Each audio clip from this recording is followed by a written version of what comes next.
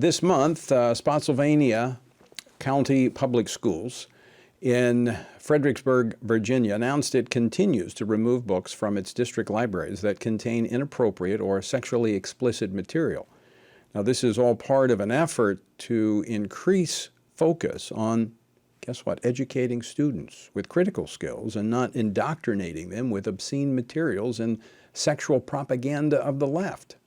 Joining me now to discuss this is the Spotsylvania County Public School Superintendent, Mark Taylor. Mark, welcome back to Washington Watch. Tony, it's great to be with you again. Thank you so much. So you've continued taking a stand to protect children from inappropriate materials.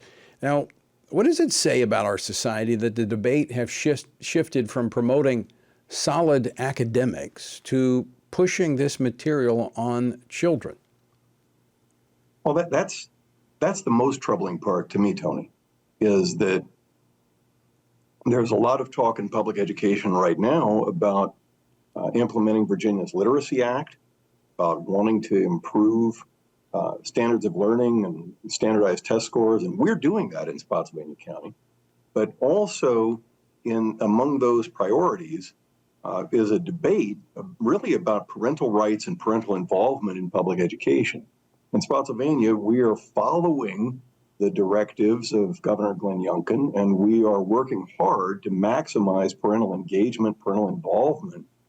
We provide an avenue for parents to opt in or opt out of the availability of sexually explicit materials for their children, and we're actively reviewing challenges of instructional materials, including library books, and I've recently removed 23 more books now for a total of 37 removed books removed from our public school libraries. Now, we have 390,000 volumes. So there are plenty of books to be read.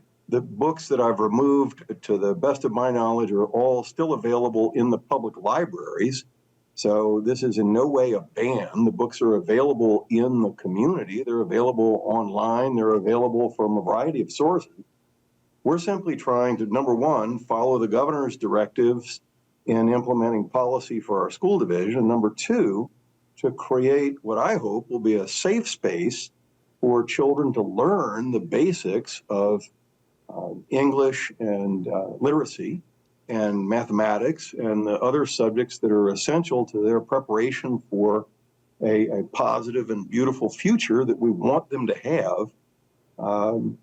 Sexually explicit material, which is essentially pornography, and it doesn't need to be a part of that. In fact, some of it is shocking. Scenes of violent rape or descriptions of forced bestiality, sex with animals. I mean, this should, quite frankly, experience. I mean, quite frankly, this stuff doesn't even need to be printed. But I mean, we live in a free society. You can, but we don't have to use tax dollars to put it in our public schools where kids are captive and they can get it off the shelves, or it be pushed in the classrooms.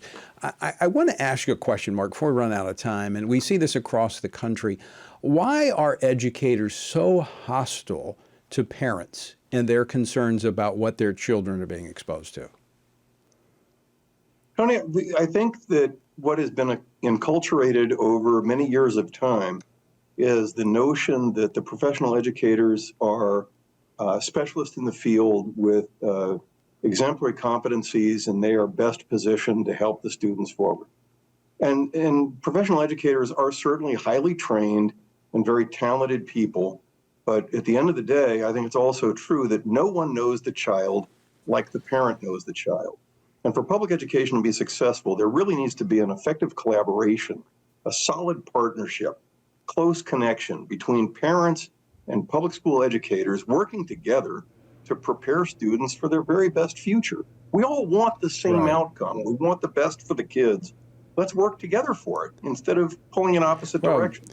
My financial planner knows money better than I do, knows the markets better than I do, but it's my money, it's my future. I ought to be able to call the shots. They shouldn't tell me what to do. I take their advice and I take it or leave it.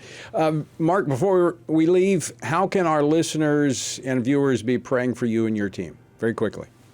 Pray for the upcoming election. Virginia is a purple state. Next week, local seats are up, including seats on our Board of Supervisors that appropriates money to the school division, and seats on our school board. And this purple state is going to become more blue, or it's going to become more red. These issues will continue to be debated, and our success or failure depends in part on support from the community and from the voters. Elections have consequences. Folks, it's a great opportunity to use the iVoter Guide. So make sure if you live in Virginia, you turn out to vote. Mark, thanks so much for joining us. Always great to see you. Keep up the good work. Thank you, John. Great to see you, sir.